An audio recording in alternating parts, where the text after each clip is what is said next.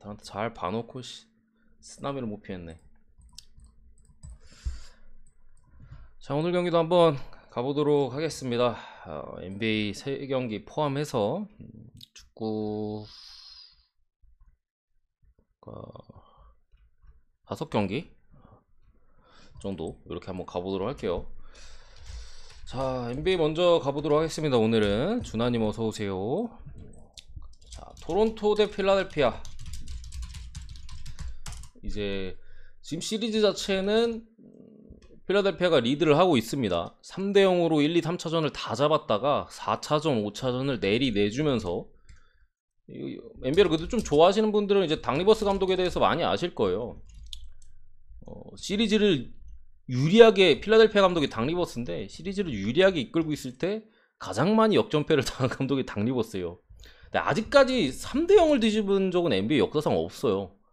닥 리버스가 이제 3대 1을 2번 뒤집혔나? 2번인가 3번인가 뒤집히고 2대 1도 한번 뒤집히고, 뭐 어쨌든 이름처럼 역전패 이제 많이 당하는 뭐 그런 감독인데, 오늘 경기 어쨌든 토론토의 홈이기 때문에 수비에서도 또 중심을 잡아주던 마커스 타이블이 빠진 부분에 있어서 필라델피아가 진짜 약간은 위기가 될 수 있다. 이거 지면은 사실 7차전은 진짜 반반이에요. 왜냐면 한 경기에 모든 게 걸려 있어서 선수들의 야투나 컨디션, 뭐 아니면 중간에 뭐 파울 트러블이나 이런 변수들이 너무 많아서 반반 사이즈라 이거 필라델피아가 반드시 좀 여기서 끝내야 되는 어쨌든 상황이고, 뭐 벤블릿이 지금 GTD에 빠져 있는 상황에서 토론토가 강제로 지금 빅 라인업을 내세우고 있어요. 가끔씩 이제 정규에서도, 가끔씩이 아니죠, 자주 뭐 벤블릿이나 이런 애들이 빠져 있었을 때 뭐 이런 식으로, 다 빅맨이잖아요. 사이즈 큰 애들이잖아요. 이런 식으로 이제 자주 기용을 했었는데, 이런 것들이 뭐 필라델피아 상대로 잘 먹혀 들어갔어요.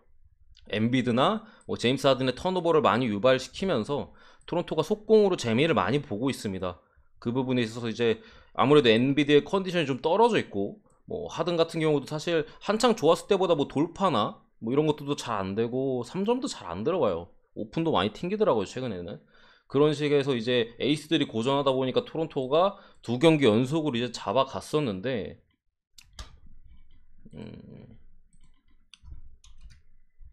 그러니까 토론토가 사실 이 두 팀 같은 경우 어떻게 보면 패가 다 까진 상황이거든요. 더 이상 뭐 쓸 수 있는 전술적인 부분은 토론토 쪽에는 제가 볼 때는 없고요. 토론토는 그냥 그거예요. 뺏어가지고 속공 때리는 거, 그거밖에 없어요.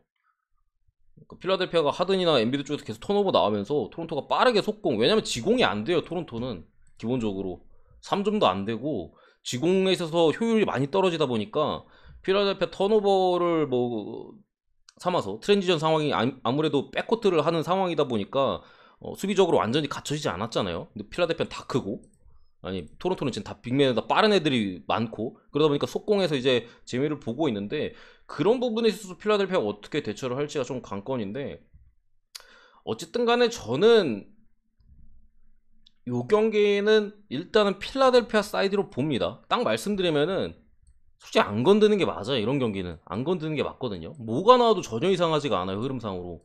뭐 배당이 거의 뭐 반반 사이즈의 배당인 것처럼 제 생각에도 거의 뭐 실질적으로 봤을 때 반반 느낌이 없지 않아 있는데, 제가 필라델피아 쪽을 본 이유는 어쨌든 닥 리버스 감독이 그동안 많이 당해왔어요, 진짜로. 그거 관련해 가지고 이제 감독에 있어서 좀 아무래도 약점이잖아요. 그런 것들이 되게 안 좋게 뭐 작용하거나 평가절하 되거나 뭐 그런 것도 있었고, 어쨌든 이번 시리즈 전체적으로 보여주는 경기 내용에서 닥 리버스 감독은 지난번에 뭐 역전패를 하거나 그럴 때보다는 좀 내용적으로는 좀 나아요. 전술적인 대처나 이런 것들이 괜찮고, 어쨌든 엔비드가 부상을 지금 달고 있는 상황에서 지난 경기는 조금 그래도, 지난 경기 처음 부상을 달았을 때보다는 좀 나았었고, 어, 그런 부분에 있어서 저는 굳이 요거를 찍는 다음에 필라 쪽으로 봅니다. 일단은 초안은 토론토였는데 생각이 바뀌었어요. 필라델피아 쪽으로 일단은 보고, 다만 이거는 진짜 안 거는 게 좀 맞다. 거의 동전 던지기 수준이라고 느낌이라고 보셔도 돼요. 저도 굳이 고른 겁니다. 애초에 초안이 토론토였고. 자, 두 번째 경기로 뉴올리언스 대 피닉스입니다. 이제 또 뉴올리언스가 지난 경기에 좀 기대감을 많이 가졌었는데, 피닉스 홈 경기에서 좀 생각보다 쉽게 패하면서 시리즈를 좀 내주게 되었죠. 이렇게 되면서 어쨌든 요 시리즈도 지금 3대2가 됐어요. 3대2로 2대3으로 적겠습니다. 피닉스가 지금 뭐 체크메이트 한 경기만 더 잡아내면은 다음 라운드로 이제 진출이 가능한 상황이고, 지난 경기 처음으로 이제 브랜든 잉그램이 부진을 했습니다. 뉴올리언스는. 어쨌든 이제 원래 피닉스가 사실 중간중간에 이제 토리 크레이그, 벤치에 토리 크레이그를 잉그램 수비수로서 뭐 한 10분 정도 기용하곤 했었거든요. 근데 그게 지난 경기 제외하고 그전 이제 4차전까지 1, 2, 3, 4차전 다 똑같이 토리 크레이그를 썼는데 한 번도 제대로 먹힌 적이 없어요. 그러다 보니까 지난 경기에는 안 썼거든요.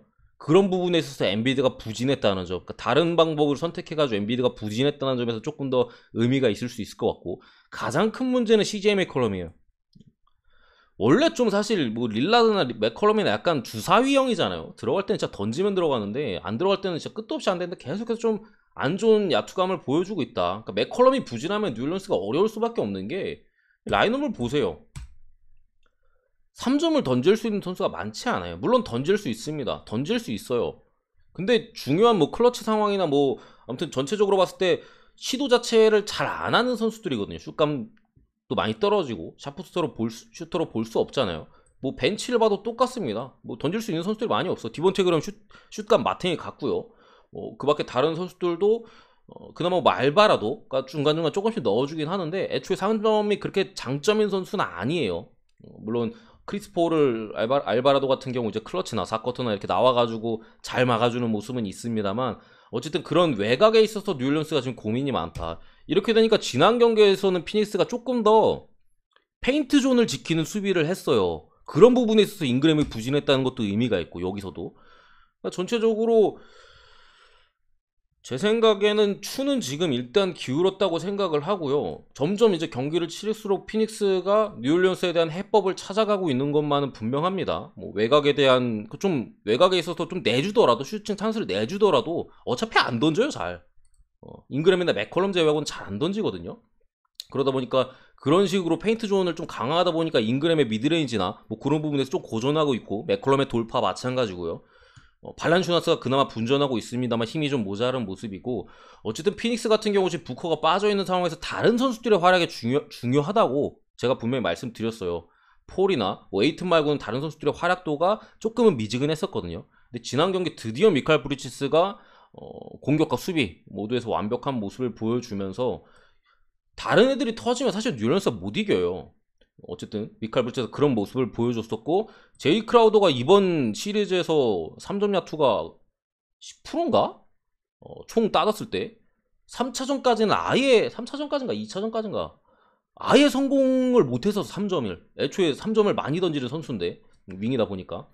근데 점점 폼을 찾아가고 있고, 지난 경기에는 파울 트러블 때문에 조금 고전을 했어요. 아무래도 잉그램을 좀 많이 막다 보니까 파울 트러블에 있어서 좀 고전했었는데, 분명히 슛감이나 이런 것들이 좋아지고 있는 부분이 있고, 벤치에 있어서도 이번 시즌 전체적으로 카메론 페인이 많이 부진했잖아요. 뭐 빠져있던 기간도 있고 이번 시리즈 내내 좋지 않은 모습을 보였었는데, 지난 경기에는 상당히 잘했어요. 야투적으로 상당히 잘했고 돌파나 이런 부분도 나쁘지 않았는데, 얘도 문제가 파울 트러블이었어요. 그러니까 좀 멍청한, 얘 같은 경우 좀 멍청한 파울들을 많이 했었거든요. 그러다 보니까 조금 슛감이나 이런 것들이 폼이 상당히 좋았음에도 출전 시간을 많이 가져가지 못했어요. 그러니까 뉴올리언스는 지금 제이 크라우더도 그렇고, 제이 크라우더는 뭐 그럴 수 있다고 쳐요. 근데 뭐 카메론 페인 이런 애들이 전체적으로 좀 멍청한 짓을 해서 지난 경기 좀 날려먹었다. 그것만 안 하고 이번 경기 좀 더 주의를 기울인다면 조금 더 피닉스에 힘을 실어줄 수 있다. 그리고 어쨌든 뉴올리언스가 지난 경기 또 막히는 모습을 보여줬었고, 여러 가지 봤을 때 저는 이거 피닉스가 여기서 끝낼 가능성이 높다고 생각을 합니다. 피닉스 승을 보고, 피닉스 마인 어차피 높지 않기 때문에 보고요. 추가로 더 그렇게 보는 이유는 브랜든 잉그램도 지난 경기 약간의 부상의 여파가 있었어요. 토론토 필라는 안 간다는 마인드인데 굳이 보면 필라 사이드로 봅니다. 약간의 부상 여파가 있었고, 결국 잉그램은 새가슴이거든요. 새가슴. 지난 경기도 4쿼터 잉그램이 말아먹었고, 지금 3대2로 또 몰린 상황에서 지난 경기 상당히 부진했었고, 또 약간의 부상 여파도 조금 있는 상황이에요. 이런 상황에서 제 생각에는 잉그램이 역시나 또 부진할 확률이 높다. 피닉스가 어느 정도의 잉그램 수비에 대한 조금이라도 지난번의 경기들보다는 나은 부분을 찾았다는 점까지 플러스 알파 시킨다면은 저는 이거 피닉스가 가져간다고 봅니다. 세 번째 경기 유타 대 댈러스인데 댈러스 승을 보고요. 이래서 좋은 팀이에요. 8번 시드 치고는 이만한 팀이 없어요. 엄청 잘하는 팀입니다. 그래서 배당이 지금 피닉스가 핸디가 뭐 2.5 잡히고 뭐 낮게 잡힌 거예요. 강하다 보니까. 근데 저는 어쨌든 간에 피닉스가 많은 시도들을 지난 경기에 했었고 어느 정도의 해법이나 확실히 패배했을 경기에서의 좀 그런 약점들은 조금 보완할 만한 여지가 분명히 있다고 보고 클러치에서 역시나 피닉스가 낫다고 봅니다. 맥컬럼이 마틴 간 거 크고 잉그램도 어쨌든 좀 안 좋을 걸로 봅니다. 저는 유타 홈입니다. 유타 홈이고 도노발 미첼은 일단 지난 경기에 4쿼터 때 빠졌잖아요. 사실 뭐 승부가 결정된 순간에서 이제 빠졌었고 햄스트링 쪽을 부여잡으면서 나갔었어요. 그러다 보니까 지금 GTD에 떠 있는 건데 경미한 부상의 정도라 사실 저는 꾀병인 줄 알았습니다. 미첼 나갈 때 저 새끼 팀 발린다고 그냥 꾀병 부리고 나가네. 저 멘탈 쓰레기다 이 생각을 했었는데 진짜 좀 부상이 있긴 한가 봐요. 어쨌든 뭐 경미한 수준이어서 출전이 가능해 보이고요. 제가 볼 때는 유타의 문제는 결국 슛감이에요. 유타나 댈러스나 사실 3점을 많이 던지는 팀이거든요. 안 들어가면 절대 못 이겨요. 유타가 가끔씩 정규 시즌에도 2를 내곤 하잖아요. 3점이 안 들어가면 2를 내는 겁니다. 근데 지금 뭐 지난 경기 보얀 보그다노비치 3점 하나도 못 넣었었나? 아무튼 최악의 야투감을 보였었고 그렇다고 뭐 로이스 운일한테 기대할 것도 아니고 도노반 미첼은 애초에 부상도 조금 있는 상황에서 폼도 안 좋고 원정 댈러스 가는 게 아니라고 들었습니다. 애초에 지금 댈러스가 원정에서 잡았습니다. 잡은 적이 있어요. 돈치치도 없이요. 승현님 가지 마세요. 그럼 유타 찍어보세요. 한번 어떻게 되나. 어쨌든 저는 이거 상당히 좋게 보기 때문에 자신 있어요. 이 경기는. 어쨌든 지금 돈치치가 있는 상황에서 지금 댈러스가 유타한테 밀리는 거는 결국 고베어가 버티고 있는 골밑이에요. 고베어가 버티고 있는 골밑인데 조금씩 댈러스가 어쨌든 해법을 찾고 있어요. 사실 계속해서 지난 경기 제외하고 리바 싸움이나 골밑에서 계속 댈러스가 밀렸거든요.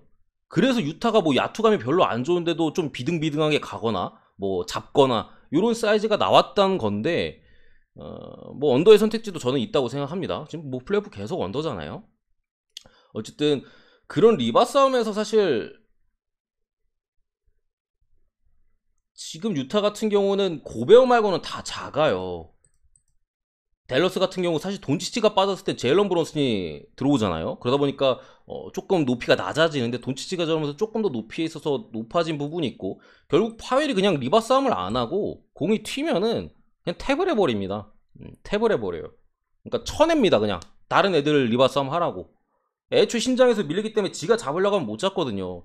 쳐버리니까 뒤쪽에서 좀 리바 싸움이 일어나면서 그런 부분에서 댈러스가 조금 리바 싸움에서 지난 경기, 그러니까 앞선 경기들에서보다는 조금 지표가 나아진 부분이 분명히 있었고 어쨌든 고베어의 수비에서 약점을 이거는 유타의 로스터 구성상 극복이 아예 안 돼요. 해법이 없습니다. 이건 아예 없어요. 그런 부분에서 댈러스의 득점에서 상수 일정 수준 이상의 득점을 댈러스가 분명히 가져갈 수 있는 상황에서 유타가 이기려면 3점이 들어가야 되거든요. 유타는 홈콜이고 자시고 다 필요 없고요. 3점이 들어가야 돼요. 홈콜이 나와도 3점이 안 들어가면 못 이겨요. 그런 상황에서 지금 어쨌든 지난 경기에 보여줬던 그런 선수들의 상태나 여러 가지로 봤을 때 애초에 이번 시리즈 전체적으로 너무 많이 떨어져 있고 지난 경기 최저점을 찍었어요. 이번 경기 조금 나아진다 하더라도 막 엄청 다 들어가거나 그런 정도로 나아질 가능성은 좀 많이 떨어진다. 결국 흐름이라는 게 있기 때문에 결국 돈치치를 중심으로 이제 댈러스의 공격 자체도 조금씩 훨씬 더 다채로워지거든요. 돈치치가 들어오면 할 수 있는 게 많아요. 그러다 보니까 더 득점에 있어서 효율이 높아지는 모습이고 이런 부분에서 저는 이거는 댈러스가 확실하게 여기서 시리즈를 끝낼 가능성이 높다고 생각합니다. 애초에 그리고 저는 이 시리즈 자체를 처음부터 2인6라고 얘기를 했었어요. 4대2로 댈러스가 잡을 거라고 얘기를 했었는데 딱 4대2잖아요. 여기서 끝난다고 봅니다. 필라델피아는 역배 가셔도 돼요. 그 경기는 승현이 역배 가셔도 됩니다. 이 경기는 상당히 어려워요. 어떻게 보면 약간 반반 싸움으로도 볼 수 있고 지금 타이블이 빠졌고 토론토가 홈콜이 장난 아니거든요.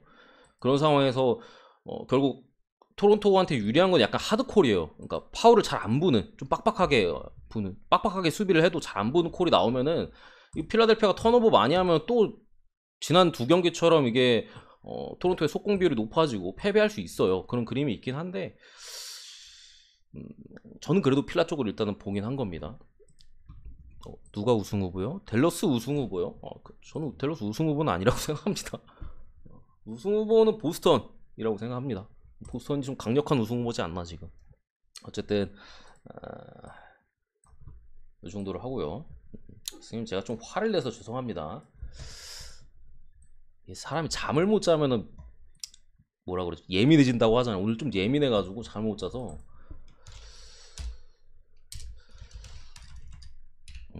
제가 좀 진짜 좀 예민했어요. 그렇게 말씀하실 수 충분히 있는데 제가 좀 예민해서 좀 죄송하다 말씀드리고. 그다음 레스터 대 로마. 골스도 뭐 컨퍼런스 파이널까지는 좀 그래도 가능성 높다고 생각해요. 킴님. 지금 뭐 워낙 좋기 때문에.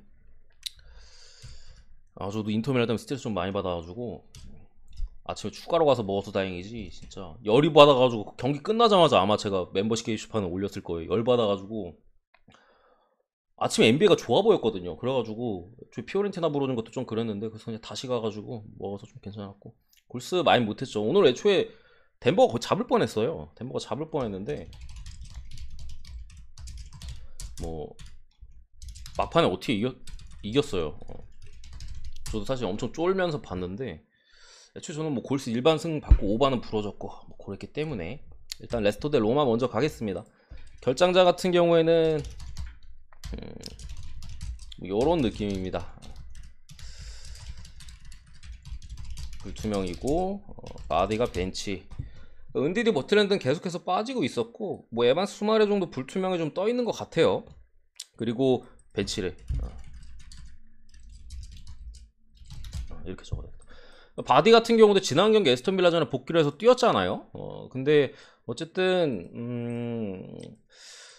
글쎄요, 몸 상태나 여러 가지로 봤을 때는 교체 명단에 포함돼도 크게 이상하진 않을 것 같아요. 제가 확실히 선발에 안 뛴다라고는 말씀 못 드리겠는데 선발 가능성, 벤치 가능성이 저는 한 6대4 내지 한 반반 뭐 요 정도쯤 되는 것 같아요. 그 정도로 어쨌든 레스터 같은 경우 바디가 좀 돌아오면서 힘을 얻을 수 있는 뭐 그런 느낌이고, 로마 같은 경우 스피나졸라나 미드필더 쪽에 이제 크리스탄테가 빠졌습니다. 요 정도 누수인데 결국 약간 비슷한 놈들끼리 만났어요. 역습이 좋은 두 팀이 만났고 맞습니다. 무리뉴가 뭐 로저스한테 아마 한 번인가 졌나? 한 번 지고 한 번도 안 졌어요. 기본적으로 그 첼시 아니다 맨유에 있었을 땐가? 첼시에 있었을 땐가? 리버풀 로저스 감독 있었을 때 있잖아. 그때도 이제 한 번도 안 졌고, 레스터 시티 있을 때 이제 토트넘 시절인가? 그때 한 번 지고는 한 번도 안 졌는데 어쨌든 간에 이 경기는 기본적으로 먼저 보이는 부분은 언더예요. 언더를 먼저 보는데 어쨌든 무리뉴는 사실 이 챔피언스 리그에 있어서 항상 똑같은 전략을 씁니다. 역대로 봤을 때도 원정에서는 크게 뭐 힘을 쓰지 않아요. 지지 않으려고 합니다. 그러니까 실리적인 색깔. 우리 어차피 원정에서 지지 않으면 홈에서 승부 볼 수 있다. 이 마인드가 이 유럽 대항전에서 기본적으로 박혀 있는 감독이에요. 그렇다 보니까 무승부가 상당히 많아요. 원래 사실 무승부보다는 사실 승패가 더 많이 뜨잖아요. 근데 무리뉴 역대 토너먼트 원정 경기 성적을 보면은 이거는 이제 토너먼트입니다. 그러니까 16강 이상, 조별리그 말고요. 1점 차로 좀 보기 좋게 1점 차로 패배했던 경기가 7번, 2점 차 이상 패배가 6번, 무승부가 13번, 이긴 적이 9번. 근데 이게 제가 많이 봤는데 승리를 거둔 경기의 좀 대부분의 경기들은 기본적으로 전력차가 나는 경기들에서의 승리가 많았어요. 오히려 좀 전력차가 나는 상황에서도 좀 무승부를 거두거나 1점 차 패배를 당했던 경우도 있고, 2점 차 패배를 당했던 사이즈는 대체적으로 전력적으로 좀 많이 열세했던 경기들이 많이 포함이 돼 있습니다. 물론 그런 경기가 아닌 경기도 포함이 돼 있습니다만, 뭐 예를 들면 토트넘 시절에 라이프치 만났을 때 3대 0으로 그냥 졌잖아요. 그런 경기들, 애초에 좀 전력적으로 열세였던 경기들, 뭐 한창 잘 나갔을 때 뭐 바르셀로나를 만났을 때나 뭐 그런 느낌 있잖아요. 그랬을 때 이런 패배가 많고, 대부분 무 아니면은 한 점차 패배예요. 애초에 뭐 사이즈가 그렇잖아요. 합치면 20번에 나머지 13번에. 근데 제가 보는 레스터 대 로마는 박빙이에요 좀. 사실 전력 면에서는 거의 뭐 박빙의 느낌이라고 보고, 물론 순위 자체는 레스터는 지금 2패를 좀 쳐져 있고 로마는 지금 유로파권이잖아요. 근데 전력 자체는 사실 2패가 어쨌든 조금 더 나은 리그이기 때문에 거의 뭐 비슷한 수준으로 보고, 로마가 역시나 수비적으로 잠글 가능성이 있어요. 어쨌든 레스터의 약점은 지공이거든요. 그러니까 뭐 역습이나 이런 부분에 있어서 레스터는 상당히 강점을 보이는데, 로마 뭐 무리뉴 수비는 뭐 잘하잖아요. 결국에 뭐 지난번에 8강에서도 PSV랑 할 때 PSV가 레스터 원정 와가지고 그냥 잠그니까 사실 별다른 활약을 보여주지 못하면서 그냥 저득점 무승부가 나왔었는데, 오늘도 일단은 그렇게 비슷하게 흘러갈 가능성이 좀 있다고 저는 보고요. 승패 같은 경우에는 무승부앤무 봅니다. 무승부앤무 사이드로 봐요. 기본적으로 어쨌든 세리에 팀 자체가 EPL 원정 와서 거의 이기질 못해요 사실. 좀 그러다 보니까 특히나 어쨌든 레스터 같은 경우 지금 수비 쪽의 자원들이 상당히 많이 복귀했고, 또 그 누구냐, 그 어린 수비수 이름이 기억이 안 나네. 아무튼 수비 쪽 자원들이 많이 복귀해가지고 지금 뭐 부상자 제가 적어드린 것만 봐도 원래 레스터가 막 엄청 길었어요. 다 수비 자원이었고 다 복귀했고, 지금 미드필더 은디디랑 주전도 아닌 버틀랜드 빠진 거밖에 없잖아요. 그러니까 싹 다 복귀했어요. 그렇기 때문에 레스터 역시도 조금 로마의 역습이나 이런 부분에서 어느 정도 차단할 가능성이 높다. 결국 레스터가 공을 좀 많이 쥐고 있는 상황에서 지루한 경기, 은근히 좀 지루한 경기가 나올 가능성이 좀 저는 가능성 면에서 높다고 생각을 하고요. 레스터가 질 것 같지는 않습니다. 한 점 차, 한 1대0으로 이기거나 1대1로 비기거나 0대0 비기거나 혹은 2대1로 이길 수도 있을 것 같아요. 언더가 불안한 점에서는 2대1 정도. 그러니까 언더가 나면 저는 2대1 같긴 한데, 오버가 나면은 어쨌든 이런 가능성을 좀 높게 봅니다. 기본적으로 개인적으로는 무승부 가능성을 좀 높게 봐요. 햄무보다는. 그 다음에 두 번째 경기로 페노르트 대 마르세유인데, 이 경기 잘 모르겠어요. 잘 모르겠습니다. 어디로 튈지 좀 모르겠고, 일단은 뭐 일정 자체는 페노르트가 상당히 좀 유리하긴 해요. 마르세유는 지금 계속 뛰거든요 경기를. 뭐 3일 간격으로 뭐 7경기를 했어요 이번 달에만. 그러니까 뭐 3, 4일 간격으로 계속 뛰었다는 소린데, 뭐 스쿼드 뎁스 자체는 페노르트보다는 이제 마르세유가 좀 좋고, 페노르트가 부상자가 좀 많은 부분은 있는데, 그래서 배당 흐름도 그렇고 일정도 좀 그렇고 해가지고 마르세유가 또 다음 경기 리옹이랑 만나거든요.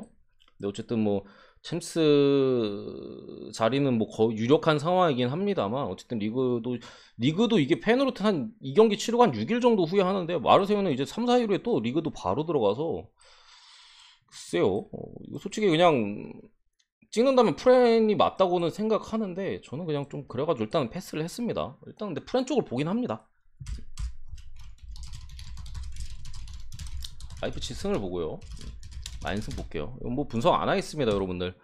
지금 레인저스 같은 경우는 어쨌든 부상자들도 있어요. 모렐로스 핵심 공격수가 여전히 빠져있고, 뭐 루피나 하기 같은 또 괜찮은 선수들도 빠져있는 상황에서 3일 있다가 셀틱이랑 이제 더비전도 해요.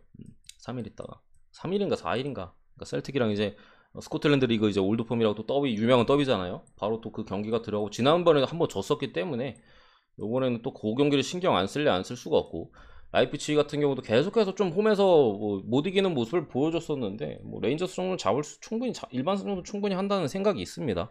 뭐 올반이나 뭐 캄플, 시마칸 같은 선수들이 지금 출전 현재 빠져 있는 상황이긴 한데, 라이프치히도 어쨌든 간에 뭐 뎁스가 좀 넓은 팀이고 이길 수 있다고 생각해요. 넘어가겠습니다. 경기는 그래도 두 팀의 수준 차가 좀 나가지고 요거는 뭐 요 정도 배당 받을만 하죠 사실.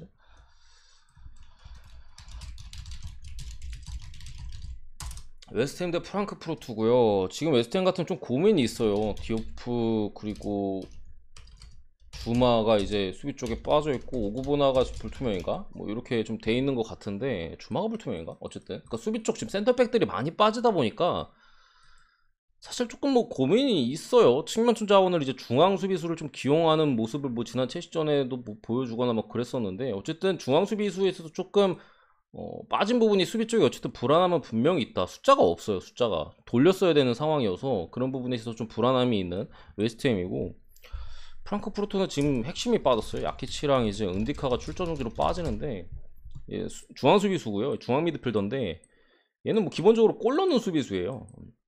이제 헤딩이 상당히 좋아가지고 득점도 많이 올리고, 프랑크푸르트 그냥 북박이 핵심 센터백이 빠졌고, 야키치 같은 경우도 프랑크푸르트가 어쨌든 중원에 있어서 뎁스는 그렇게 두껍진 않아요 사실. 근데 상당히 이제 좀 활동량이나 이런 것들이 많은 선수고, 좀 약간 거친, 잘 많이 뺐고, 뭐 그런 선수들이 빠진 거는 어쨌든 수비적으로 좋은 선수들이 지금 빠진 상황에서 프랑크푸르트가 제가 종종 본선 때마다 배터들한테는 별로 좋은 팀은 아니다라고 많이 말씀을 드렸잖아요. 유리한 경기들은 이제 그러니까 점유율을 많이 높게 가져가는 좀 상대적으로 약팀을 상대할 때는 득점에 있어서 어려움이 있고요. 왜냐면 이제 중앙 공격자는 이제 보레라고 이제 또 안드레 실바 나가고 얘를 쓰는데 키가 작아요 기본적으로. 그렇다고 안드레 실바만큼 막 뒷공간을 화려하게 파지도 못하고, 뭐 이번 시즌 좋은 활약을 보여주고 있습니다만, 그러다 보니까 이제 지공에서 좀 화력이 떨어져요. 득점에 있어서 좀 많이 날리기도 하고. 근데 수비하다가 역습은 기가 막히게 해요. 팀 구조상으로 사실 역습이 안 좋을 수가 없거든요. 측면에 이제 코스티치 있지, 그쪽에 이제 카마다라고 이제 일본 놈 있잖아요. 걔를 이제 왼쪽 윙으로 쓰는데 걔는 이제 중앙 쪽으로 들어오니까 왼쪽 측면 공간이 넓게 뚫리다 보니까 바르샤 경기 보면 아시겠지만 이제 빵빵 뭐 가는 그게 있어요. 그러다 보니까 수비하면다가 역습 하나는 기가 막히게 때리는 팀이어서 배터들 입장에서는 진짜 뭐 정배일 때는 못 해주고 역배일 때는 뭐 터져주고 요런 그림인데, 웨스트햄도 사실 역습에 능한 팀이에요. 지공에 있어서는 뭐 웨스트햄도 약간의 단점이 있고, 모에스 감독 자체가 그런 성향이고, 그러다 보니까 사실 어떤 식으로 경기가 전개될지는 모르겠는데 기본적으로 빠진 게 일단 큽니다. 제가 볼 땐 좀 많이 커 보이고, 사실 지난 경기 바르셀로나 원정에서 대이변을 프랑크푸르트가 좀 일으켰잖아요.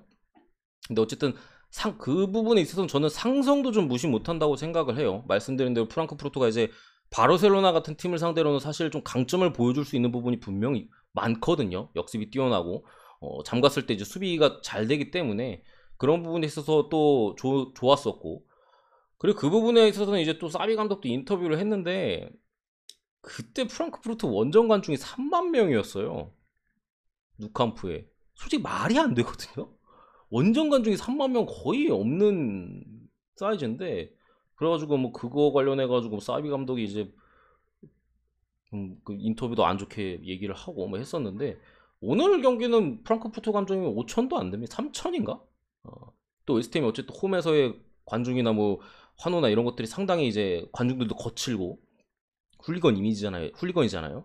그러다 보니까 이 경기는 어쨌든 이런 사이즈나 이렇게 봤을 때 저는 웨스트햄 쪽으로 보는 게 맞는 것 같습니다. 웨스트햄도 어쨌든 지난 최시전의 주전 절반을 또 빼주면서 이 경기를 확실하게 좀 대비를 한 모습이 있고, 그러다 보니까 저는 웨스트햄 정배에 있어서 또 배당이 또 낮지도 않잖아요. 1.8대 높은 정배를 받았고, 요거는 뭐 엄청 좋아 보이는 경기는 아닙니다만 배당 높은 조합에 있어서 그래도 좀 가볼 만한 사이즈가 아닐까 이렇게 생각합니다. 저는 웨스트햄이 애초에 결승 갈 확률이 좀 높다고 봐서 그렇게 보는데, 불안한 점은 어쨌든 무승부 확률이에요. 무승부 확률. 웨스트햄도 이제 프랑크푸르트가 라인을 내리고 수비적으로 하면서 역습을 때렸을 때 확실하게 좀 뚫어내면서 지킬 수 있느냐, 그런 부분에서 조금 의심의 여지는 있긴 합니다만, 어쨌든 수비적에 있어서 좋은 선수들이 출전 정지로 빠졌기 때문에 잡을 확률이 좀 높다. 홈발, 그리고 홈발 이렇게 봅니다. 마지막 경기로 맨유 대 첼시인데 볼로냐? 뭐 좀 다른 것 같긴 한데, 아무튼 뭐 약간 뭐 역습이 강점이지 애초에 수비만 하고 역습을 하는 팀은 아니에요 사실 프랑크푸르트가.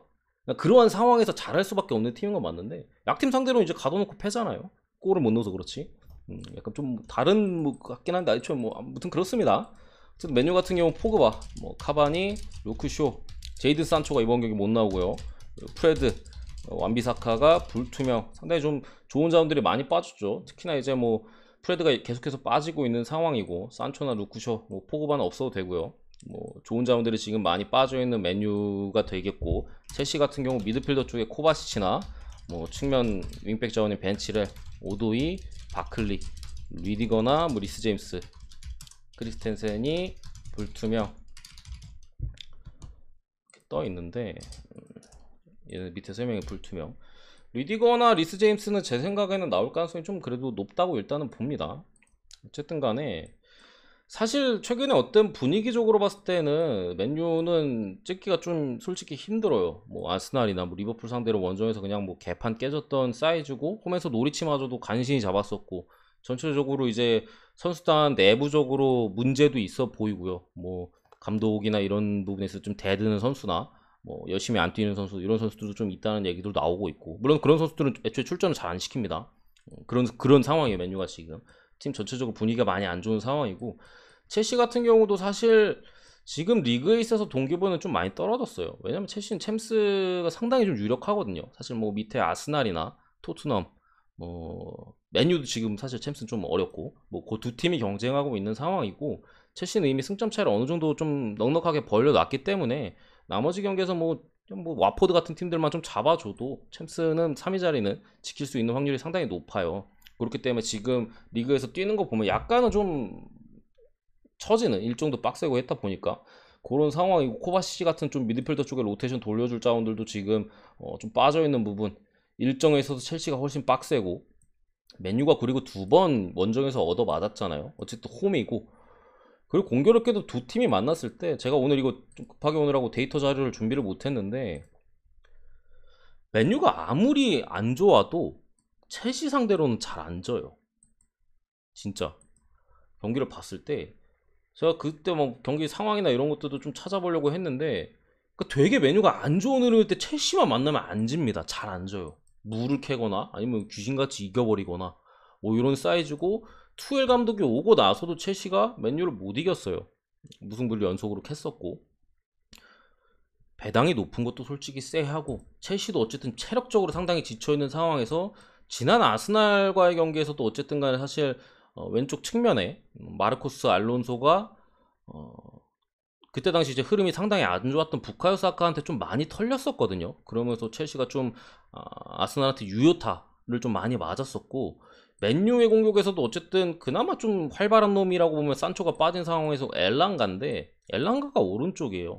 어쨌든 첼시의 마르코스 알론소와 또 매치업이 이루어지고 있고 첼시 같은 경우도 제가 계속 말씀드리지만 이전에 한창 안정적으로 볼을 돌리면서 점유율을 안전하게 가져가고 한두 골 뽑아서 이기는 첼시 언더 신앙 시절 그때의 경기랑 지금이랑 좀 느낌이 달라요. 경기를 봤을 때는 그때는 완전히 다운 템포로 가면서 진짜 안정적으로 볼 돌리면서 했는데 지금은 약간 그런 느낌은 없어요. 그러다 보니까 다득점도 좀 많이 나오고 실점도 좀 늘어나고 있고 최근에 뭐 계속 먹고 있잖아요. 그런 흐름에서 저는 요거 맨유 프렘 봅니다. 당연히 그렇게 좋아 보이지 않고요. 당연히 좋아 보이지 않고 뭐 안 갔습니다.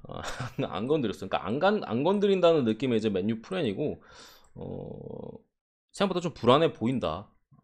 뭐 오히려 햄무 쪽을 찍거나 아니 뭐 가실 분들은 가세요. 사실 분위기상으로 뭐 첼시가 뭐 그건데 저는 안 간다는 마인드로 일단은 맨유 프렌을 받고 실제로 뭐 맨유가 프렌 해줄 수도 있겠다 봅니다. 그리고 언어바 같은 경우에는 오바 쪽을 보는데 오바도 막 그렇게 솔직히 땡기지는 않아요. 어쨌든 맨유의 최근 수비적인 부분에 있어서 약점이 분명하거든요. 수비 라인이나 어쨌든 공간에 대한 커버나 이런 부분이 잘 안 되고 있고 그러다 보니까 상대 팀들이 기회를 좀 많이 잡아요. 그래서 실점이 상당히 많아지고 있는데 그나마 긍정적으로 볼 부분은 맨유가 어쨌든 공격 쪽에서 풀어주는 부분은 조금씩 그래도 나아지고 있고 긍정적인 부분이 분명히 있어요. 그래서 저는 뭐 첼시 승을 보시는 분들은 오바 쪽도 나쁘지 않지 않을까. 저는 맨유가 무실점으로 물러날 것 같지는 않거든요. 첼시가 만약에 두 골 정도를 기록할 오바는 애초에 뭐 첼시 두 골 이상을 보고 가는 거잖아. 첼시 승 가는 거면은 맨유가 한 골 넣는다고 봤을 때. 그래서 2대 0으로 끝날 것 같지는 않아요. 1대 0이나. 그렇기 때문에 저는 뭐 오바 쪽에 첼시 승갈 바에는 조금 더 나아 보이긴 합니다. 어쨌든 여러분들이 판단해 보세요. 저는 기본적으로 이 경기를 안 갑니다. 어쨌든 그 정도 보고 오늘 경기 마무리하도록 하겠습니다.